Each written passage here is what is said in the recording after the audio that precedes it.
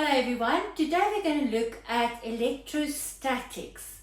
So you've already started with that in grade 10, so we need that knowledge to continue in grade 11 with Coulomb's law. So let's quickly recap what have we learned in grade 10. Alright, so basic, where is charges coming from? If I say I'm positively charged or I've got an object that's negatively charged, what is that? Where does it come from? Alright, it starts, of course, in an atom. Because everything is made up of atoms. You, me, the floor, everything. So if we look at an atom, you will remember that there's a nucleus. And in my nucleus, we've got protons and neutrons. Now the neutrons I'm now not interested in because they're neutral. I'm now only interested in the charges that exist in an atom. So it's your protons and it's in the nucleus. Then surrounding that, orbiting that, we've got our electrons. And what do we know about an electron? An electron is negatively charged. So everything in the universe is basically made up of positive and negative charges, either electrons or protons. Now what we need to remember is that the protons inside the nucleus we're not going to touch. You know what's going to happen if we do? Atomic bomb. And we don't want that. So leave them alone. So the only charges that can move are electrons. Remember that. So what happens then that if I would then have, let's say, an atom, there's three protons, there's three electrons, it's neutral. So, but the moment I would come and I would move this electron away, it could be by friction, you know, being wrapped off onto something else. Let's say I've got here a ruler, that is my head, and I'm rubbing those electrons off. What happens is that this object then becomes negatively charged. Now that is just the basic, but then we have to start looking at numbers. So what would be the charge on one electron? And you know what? We know that. It's determined. They discovered it. And it is on your data sheet. So you're going to need it when you work out problems. You're going to need that. So the electron charge is minus 1,6 times to the minus 19. And the unit for charge is Coulomb. Alright? So basically, if I look at that, then that is the smallest charge possible. Of course, it is a very small charge. I mean, it's minus 19. But that is the unit in which we're basically going to measure charge, is the charge on an electron. So let's say I've got an object here, whatever it is. Let's say it's a coffee cup, okay? And let's say on that coffee cup, we have now 5 electrons. So we have an excess of electrons, and that's why that cup becomes negatively charged. But how are we going to work out what is the charge? And now you'll be able to see that if there's 5 electrons, that looks now funny, on my coffee cup, that's just the ear of my coffee cup, and each one has got minus 1,6 times 10 to the minus 19 Coulomb. That means that I will use that value and say, I'm going to say times 1, 2, 3, 4, 5, and then I have the total value of that coffee cup in Coulomb. Now we're going to use the Q, a capital Q, for charge, that we don't have to write charge every time. So Q would then equal the number of electrons and and with the charge that an electron has.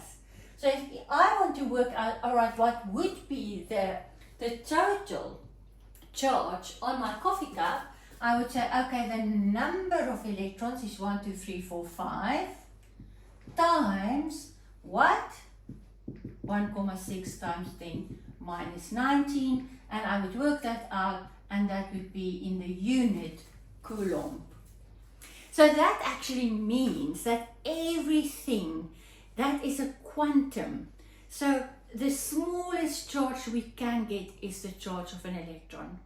Alright, now equally, let's say there's a deficit now here of 1 electron. So 1 electron is now missing. What is happening now to what I started with? Then we see this is becoming positively charged. And if I've just lost 1 electron, it would mean I would now have a charge of plus 1,6 times 10 to the minus 19 Coulomb. But remember, only electrons can move. So that is the first formula that you would have to really know how to work with. So I could also say to you the other way around. I could give you a charge of, let's say, 100 Coulomb. Okay, so let's see, where's my, okay. So forget about the coffee cup. Let's move on.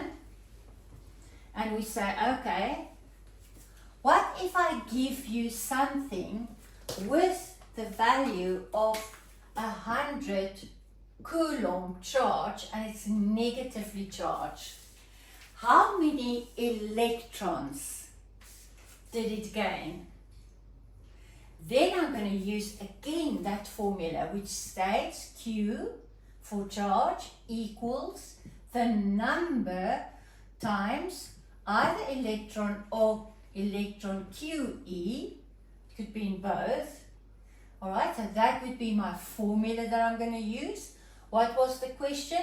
I give you the value of Q and I ask the number of electrons that it's got an excess of. So now I'm going to say, alright, minus 100 equals the number times, and that is my constant, minus 1,6 times minus 19 Coulomb. So the number of electrons, and let's work that out. So I'm going to say 100 divided by brackets 1 times 6 times 10 to the minus 19, and the number of electrons is, wow, a whopping 6,25 times 10 to the 20 electrons. So that is quite a big number. But yes, electrons are small. Or I always, when it's winter and you go and walk and you literally with your feet, you rub the electrons off from the carpet and you become charged. I always feel like, they're crawling onto me like ants, because the electrons are going to come over and always go to where there's a deficit of electrons. Okay, so that's the first formula. So now we've discovered that we can either work out the charge by saying times what the charge is of a basic electron, or I can say, okay, if I do have a charge, how many electrons do I have? Okay, so that is a grade 10 formula that we are going to still use even in matric. So don't forget that formula. Keep it there, all right? Now let's move on to the next formula. Now what happens if I have two objects and they're equally charged, or not equally charged, but they're both charged? Let's say we've got two spheres. And we say this sphere has got a charge of plus 5 Coulomb. And let's say that one has got a charge of minus, let's make that minus 9 Coulomb. Now these two spheres touch each other and then move apart again. Now the moment they touch, electrons are going to start moving over until when I take them apart again, they will both have exactly the same charge. Now to work out what will be the new charge on each one of them, we're going to use a formula that looks like this. Q on both, or the new Q, and it's going to be equal on both, equals Q1, that is the charge of the one, plus the charge of the other one, divided by 2. So we're going to just basically add those charges together and divide it by 2. But very important, you have to keep whatever the charge were, or if it was positive or if it was negative, whatever. So it's going to be plus 5 plus minus 9 divided by 2. So we're going to have at the top minus 4 divided by 2. So the new charge on both is now minus 2 Coulomb. So I can just as well now say, okay, now this is now not 5 anymore. That one is not a minus 9 anymore. They are now both minus 2 Coulomb. Alright, so this formula we're always going to use when there's two spheres or objects with a charge each touching and then moving apart again. So very important to know to use this formula, and remember you have to use whatever the charge is, positive or negative. Right, now let's continue.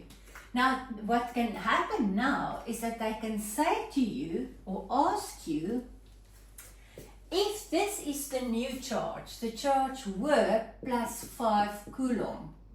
Now it became minus 2 Coulomb. How many electrons were added? It was positive, it's now negative. How many electrons were added? What we then have to do is we have to say, okay, what is the amount of charge that moved? What is the difference in charge? And there we're going to now say, all right, the difference in charge is going to always be your final charge minus your initial charge. And I'm going to say, okay, it was at the end minus 2, minus, and it was a 5 in the beginning. So it's the end and final one minus the initial one. And I'm going to say, all right, minus 2 minus 5. That means there was a charge of minus 7 Coulomb of the charge that moves from the one to the other. But now I've only got my coulombs, my charge. They wanted to ask what? How many electrons? But we just learned that. What do we use? We're going to use that formula that says, okay, if this is the charge, how many electrons were moving? So what formula do we use? We use Q equal the number times the charge on an electron, and I want the number of electrons that charge represents. So I'm going to say, okay, so minus 7 equals the number times QE. So my number, take my QE over, would be divided by 1,6 times 10 to the minus 19, and I can work out the number of electrons. Alright, so when two objects touch and move apart, first work out with this formula, not that one, we use the formula which says the new charge on each one would be the charge of the one plus the charge of the other one divided by 2. And we're going to work it out like that. Does that make sense? So this is just at this stage grade 10's work. Now in grade 11 we're going to look at forces.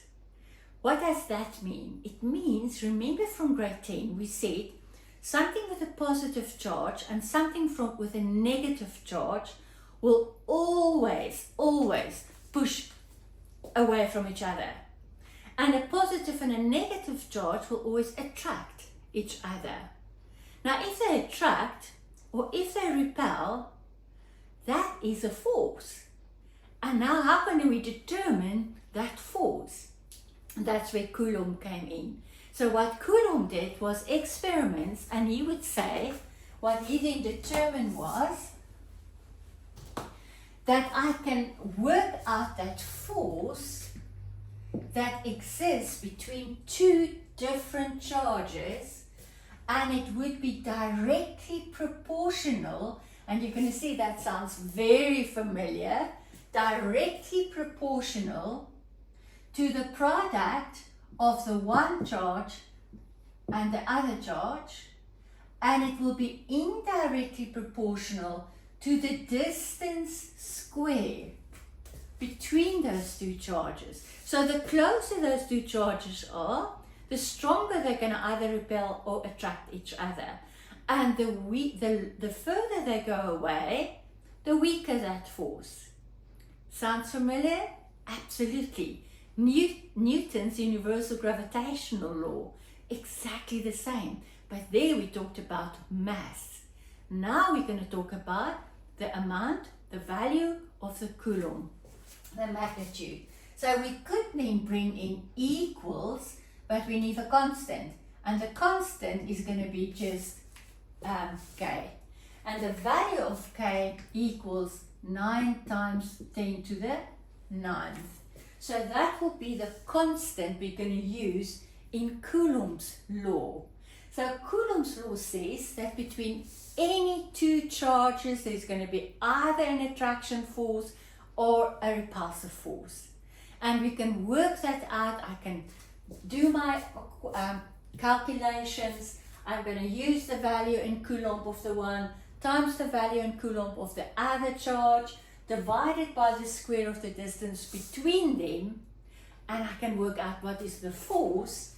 And remember, force would always be in the unit of newtons. So that is actually quite easy. So where is the catch going to come in? All right, we work in force. So remember, the moment we have to do with a force, you know, everything that we've learned so far is coming into play, because a force is a vector and it's got a direction, and there can be one or two or three forces together, and I could then have to determine what the net force is. Okay, stop right there. Let's start and see how are we going to use Coulomb's law. Now, just to really just make sure that you understand the formula. So F force, electrostatic force, between any two objects with different charges. We know Q stands for charge in Coulomb. R stands for distance in meters. So if, you know, charges are small things, they're probably going to give that to us in a very small amount, like millimeters or centimeters. Always remember to work it out in meters. Now the same goes for my charge. Because it's such small charges, we're working with electrons and they're very small. Because it's going to be really small charges, get used to the following. So they're going to try and trap you, try to catch you out and give you the charges in, like for instance, in a millicoulomb or a microcoulomb or a nanocoulomb or even a picocoulomb. And you will have to then translate that to coulombs. So we're not allowed to substitute the microcoulomb value in there. We have to first translate it to coulombs. Now, how I remember it personally, the way I remember it is to say M stands at M, micro is actually also, you would say M, nano, pico. So it's micro, milli, micro, nano, pico. So Mickey Mouse never pees. And the moment I've got that lined up, so M, M, N, P, I start with times minus 3 times minus 6 times minus 9 times 9 is 12. So a nanocoulomb is the same as times 10 to the minus 9 coulomb. So make sure you've got your units right. So this is going to be in meter, that's going to be in coulomb, not in millicoulomb. So just be aware of that. Alright, so now we're going to use our formula. So guys, it's so important that when you look at a question and the moment you see it's got to do something with charges, positive or negatively charged little spheres in the question, remember, what is the formula I'm going to use? Coulomb's law. And you have to learn that definition out of your head. You have to write it exactly as it is there in your books. Otherwise you won't get your marks. And there is actually only this formula that they're going to ask you in matric. Now in grade 11, they could still ask you, maybe what does it mean that we say when two charges comes together, or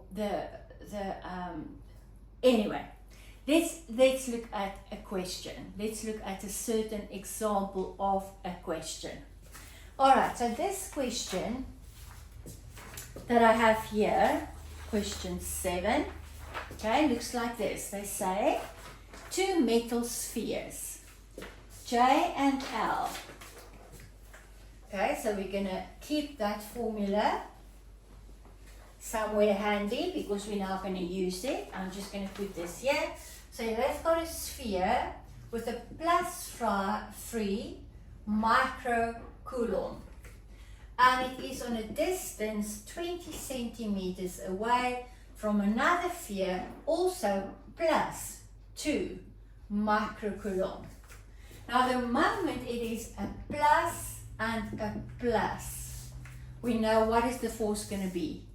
Yes, it's going to move apart from each other. It's going to be moving in different directions because it's the same, a plus and a plus force.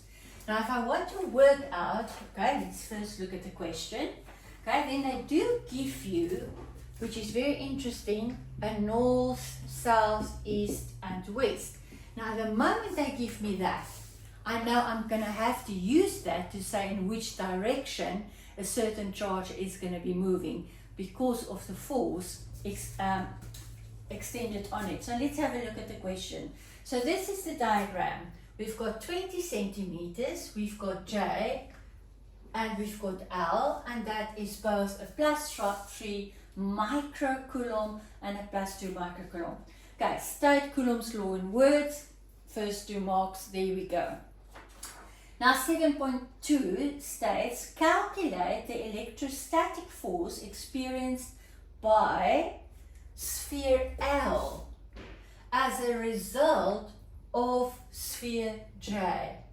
So they want to know what's going to happen to L because of this one. Alright, so know that we're going to have to say at the end in which direction this one is moving. Alright, so work out, calculate the electrostatic force. So here we go. We know that Coulomb's force states F equals K, the constant, the value of the one times the value of the other one, divided by the distance squared between them. Now what I didn't mention previously, and I just want to make a point of that, you are now not allowed, in this case they're both positive, but do not use the plus or minus in my formula, in this specific formula. In this formula, we're going to only substitute the magnitude, not as a plus or as a minus. So why are we going to do that? Because the plus or minus is only going to tell me what? The direction of the force. So if it's a plus and a minus, we know the direction is going to be an attraction force. And that I will only use at the end when I've worked out the force. I'm going to say attractive force or a repulsive force. Alright, so now I'm going to substitute. So it's going to be 9 times 10 to the 9 time. Alright, what do I have to be careful for? The microcoulomb. What is micro again? times minus 6. So it's 3 times minus 6. Okay, and it's going to say times 2 times minus 6, because it's also a microcoulomb, divided by, don't forget the square, 20 centimeters.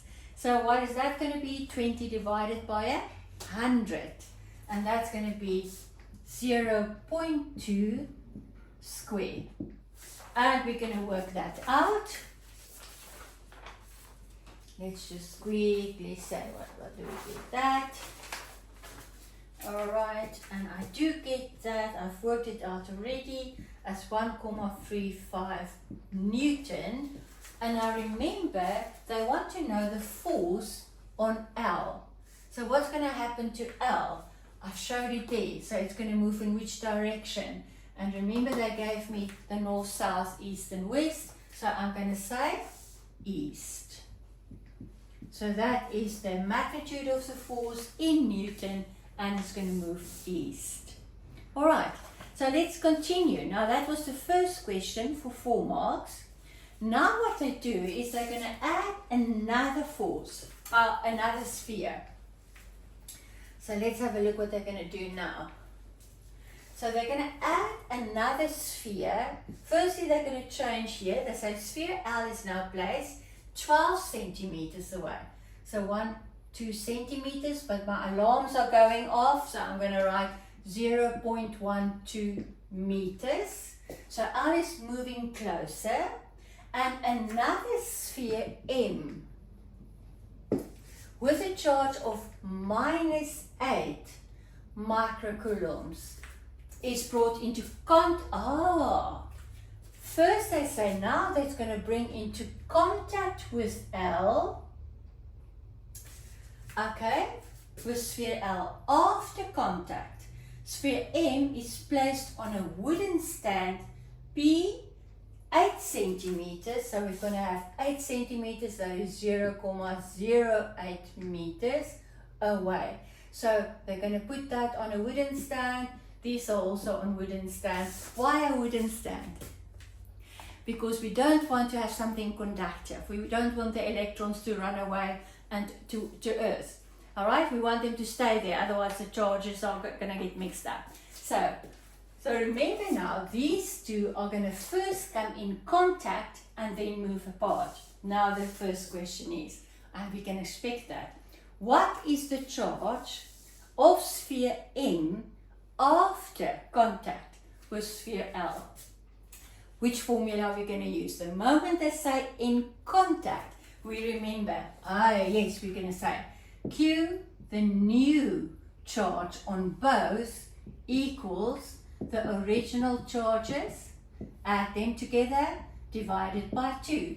So it's going to be plus 2, and remember here we have to remember to use the plus and minuses. So it's going to be plus 2 times 10 minus 6 plus minus 8 times minus 6 divided by 2. So minus 8 plus 2 gives me a minus 6 divided by 2 is going to make it a minus 3 times 10 to the minus 6 Coulomb. So that will now be the charge on both L and M. Okay, so that charge is now not anymore plus 2, it has changed to a minus 3. And M is going to not be minus 8 anymore, it's going to now be minus 3. Alright, but remember it was, because we're going to need that now, a plus 2 microcoulomb. That's what L was. Now they say calculate the number of electrons transferred between sphere L and sphere M in contact. Now let me first ask you, if that was a minus 8 and that one was positive, did electrons move from M to L or from L to M? What would you say? Always from the one that is more negative to the one that is more positive. Alright, so it's going to move from M to L. And I want now to ask, they're asking me how many electrons moved. Now we first have to focus and work out what is the amount of charge that moved over. How do I work that out? I'm going to say, right, the change in charge of M.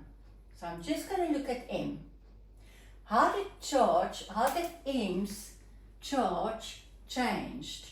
It was -8, it's now -3. And how am I going to say? I'm going to say the final charge minus the original charge, initial charge. All right, and what is that going to be? So we've got as a final charge -3 minus -8. That is what it was. So we've got -3 plus 8. And I'm just going to work with the numbers here, and then I'm going to add my times 10 to the -6. That would give me a -3 plus 8 gives me a 5 times 10 to the -6 Coulomb. And that is the change in the charge of M. But now I've only got my Q. I haven't got the number of electrons. So what's my next step? Yes, I'm going to use that formula again. Q equals number times the charge of one electron. So we've got our coulombs here. 5 times 10 to the -6 equals the number of 1,6 mole 10 to the -19.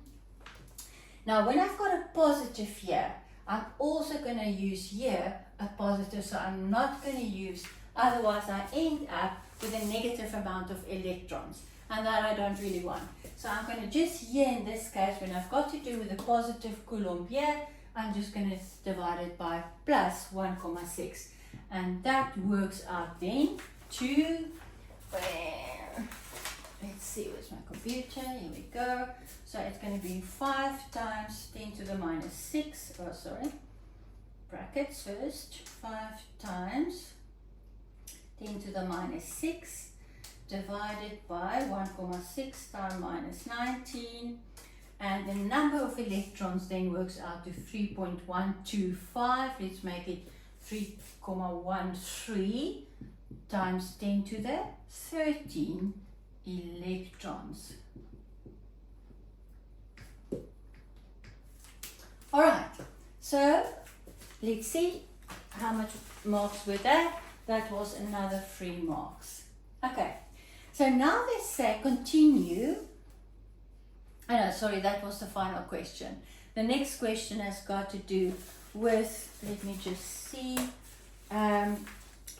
with electric field patterns, and that will be my next lesson. So today I only want to concentrate on electrostatic forces.